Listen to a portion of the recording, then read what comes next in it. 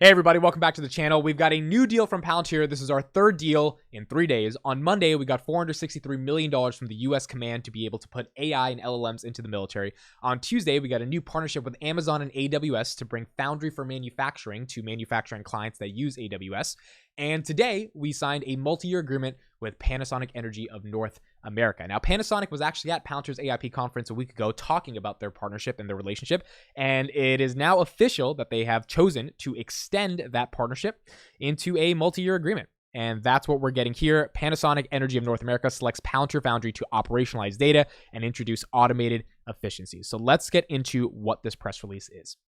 Palantir and Panasonic Energy, a global leader in high-quality lithium-ion batteries, today announced a multi-year partnership to deliver an Operation Smart Factory to the Panasonic Energy of North America facility in Sparks, Nevada. The company selected Palantir's Foundry to help integrate edge sensors across factory lines, introduce automated efficiencies, and enable operational users on factory floors to leverage connected operations. The agreement expands Palantir's signature platform, including AI and edge capabilities in the manufacturing space. And this is interesting because we just got a PR that Palantir is now bringing Foundry and AIP on top of Foundry to clients in the manufacturing space that are already using AWS. So this is just another partnership kind of speaking to the manufacturing capabilities of the software. Driven by Foundry and informed by Panasonic's expertise, the Smart Factory will be utilized across the entirety of information technology and operational organization within Panasonic. Using Foundry, the system will guide operational decision-making in the existing Nevada factory as well as the new one in Kansas starting in 2025. This strategic partnership is intended to provide the battery leader with the ability to quickly generate meaningful cost savings and increase return on investment once implemented. So the way I understand this is that they're implementing Foundry into the smart factory essentially to be able to make batteries at a faster rate, save more money on the batteries they're making, and ultimately improve their margins. And it seems like out of all the vendors they were looking for, Palantir was able to address them with the best digital transformation strategy through Foundry. We engaged Palantir to insist on our journey towards a connected factory by addressing the challenges of disparate data systems and manual work around leads to inaccurate data analysis, said Justin Herman, Chief Information Officer at Panasonic. Within Foundry, we were able to operationalize our data and within months reduce waste throughout our manufacturing process. Over multiple use cases across functional groups, Foundry is assisting in driving operational excellence, empowering our people to make accurate data-driven decision-making and delivering significant ROI per year, and we are just getting started. That's a pretty significant quote by one of the chief information officers who, his entire job is to figure out how do we use information and data in a strategic way to be able to operationalize data and at the end of the day, reduce costs and increase ROI. And it seems like that's exactly what Palantir is doing for both of them. Panasonic previously relied on a combination of automated and manual processes, inspecting thousands of data points and using ticketing systems to offer guidance on next steps. Now with Foundry, Panasonic will be able to use AI ML capabilities to increase uptime and decrease defects. When they say AI ML capabilities, what that just means is like predictive simulations, right? So like AI is going to be able to do a predictive understanding of what this plant should do, what this plant shouldn't do. They're going to give a bunch of hypothetical scenarios, and that's kind of the core of why AIP and Foundry can be so transformational for a business. And then it's up to the decision makers at Panasonic that are at the actual factory to be able to make those decisions. The question is, if you knew this decision was going to yield you savings of 20% and increased efficiencies of 30%, would you make that decision? Most of the time, companies don't even know that that is the right decision to make. And if you don't know what the right decision is to make, it's like you're a deer in headlights because you have no idea what to do next. And it seems like that's what Palantir is really solving for Panasonic. Most of the manual processes of the past have been completely replaced by automated software with access to billions of data points across the entire company. And that's another key point there. I mean, Panasonic is a pretty legendary company. I mean, it's been around for a very long time. They make lithium-ion batteries. A lot of the things probably in your house are powered by some of the batteries that Panasonic makes. There are billions of data points that Panasonic has to deal with in order to be able to get those batteries out and supply them to the whole world. And so those manual processes can be automated with something like Palantir. Shyam Sankar, CTO of Palantir, says Panasonic is a leader in their field and Foundry is the leading software to drive operational excellence. Foundry now serves as the foundation of their smart factory initiative, and we are already seeing meaningful impact on reducing material scrap and increasing line uptime, thereby improving the quality and volume of production outputs. Okay, so a couple of key pieces of analysis here on why I think this deal is important. Number one, Panasonic is one of those companies that has their fingers in a lot of different places. And one of the things someone mentioned on our live stream today, by the way, we had 1,300 people on the live stream today for Keith Fitzgerald, who's one of the mainstream figures in media who has been bullish on Palantir. So that was awesome. Thank you to everyone who joined. Is that this could be a little bit of a proxy for Tesla. And what I mean by that is not Palantir is working with Tesla. Could that ever happen? Maybe. I think there's a lot of reasons why it could happen. There's also a lot of reasons why it probably won't happen. So that's, maybe that could happen. But Panasonic works with Tesla. Tesla uses a lot of different batteries, and Panasonic makes some of those batteries for Tesla. So one of the things that Panasonic showed in the video at the AIPCon on one of the slides when they were presenting was a picture of Tesla's Gigafactory in Nevada.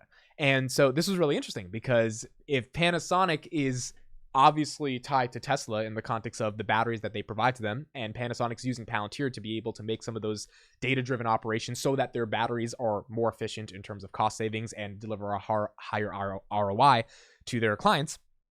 It's just interesting to see sort of the pipeline of how that ultimately goes through. That one company that is a proxy for one of the most valuable and important companies in the world, which is Tesla, is using Palantir software to be able to operationalize their entire business. Make no mistake about it, that entire press release says the factory of Nevada that creates batteries is going to be powered by Palantir. That extension is going to be happening to the factory we're making in Kansas after we see the results of how it's been working here. And then eventually, the more factories you make, the more automations you make across the entire industry in Panasonic North America, because Panasonic has places in Japan, South Korea, Panasonic's all over the world.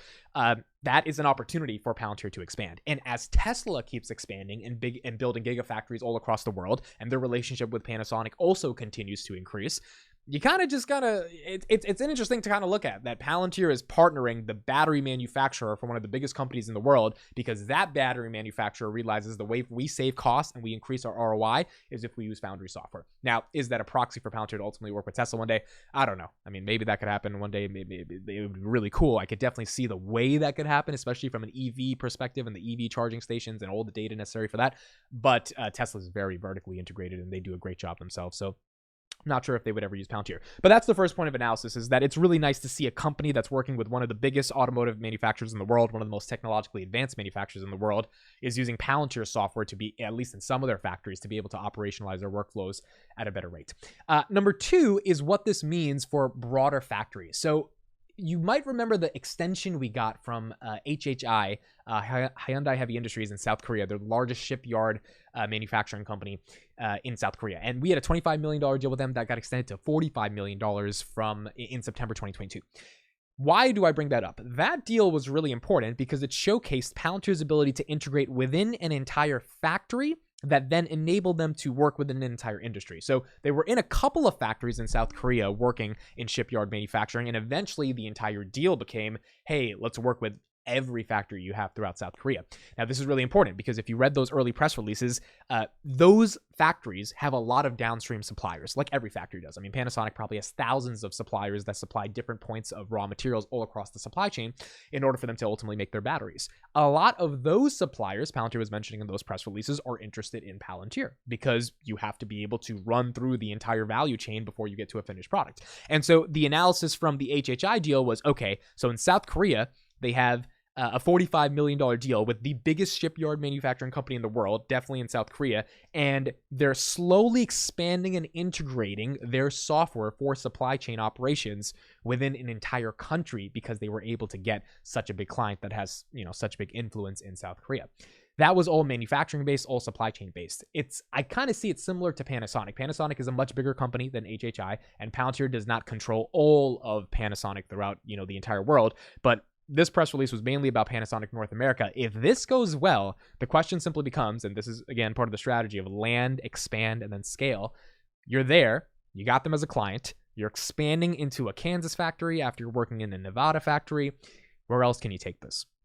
Can you go to South Korea for Panasonic? Can you go to Japan for Panasonic? Can you go to all the different places that Panasonic works? We know Palantir has big ties in Japan. But the point is, if you can really provide a lot of ROI and efficiency in some factories to the point where the head chief information officer is like, I don't understand why we're not using this across the entire company in every single factory we have across the world.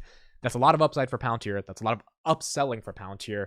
And that's really important for Palantir to be able to say we power the entire Panasonic company's digital transformation and operations. And like, again, that's a really big thing to do. I think it would take a couple of years for that entire thing to be integrated, but these deals right now are setting the precedence for that to even happen in the future, and for Palantir to even have a chance to be able to expand in such a meaningful way. So the manufacturing deal with Amazon's AWS is also really interesting because this is a manufacturing company at its core, and Palantir is providing data-driven analytics for them.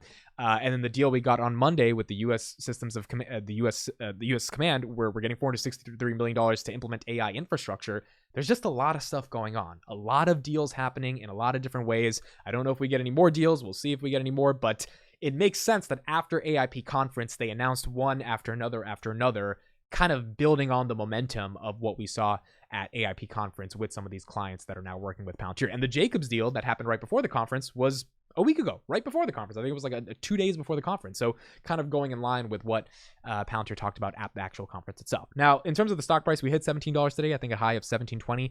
The stock is back down to $14.70. In terms of my ideas on my thoughts on the price, I know people have been asking, what do I think? Look, the run up to 17 was awesome. It was pretty cool. It has come back down, which makes sense. Like it's hard to go up 10% every single day. I think even if we consolidate in the 11s, Palantir will be up 40% from earnings, which is just phenomenal. I mean, like if it was 11 today, we would all be happy because it was $7 2 weeks ago. The interesting thing to me in terms of it running up to $17 is that means that the market was able to basically say, okay, we're going to allow this company to hit 12, 13, 14, 15, 16, 17. And it's tested those areas. Now, I don't know when it's going to get back there. No one knows that. The market's going to have to ultimately consolidate where the price ends up consolidating. But we know that a catalyst has the capability to even push the stock to get there, given the environment we were in. Back in 2022, you would have deal after deal after deal, and the stock is either flat or down. There was no catalyst that could wake the thing up. And now it seems like momentum is on the side. What the market is going to do with it, none of us really know, but we haven't been able to see it actually happen between our eyes. And so if it consolidates in the 10, 11 range, that's still up 30 to 40% from where it was on earnings, which I think is phenomenal. But we're going to have to see if it even gets there. And if it does get back to sevens, everyone who wanted a dip, well, that dip is going to be back. We're just going to have to see where the market takes it from there. So those are my thoughts. Palantir now partnering with Panasonic Energy of North America. Big deal for them in the manufacturing space, supply chain space, and ultimately a big client and big name as they can try to expand internationally with this client. Thanks so much for listening and watching. I'll see you guys in the next one.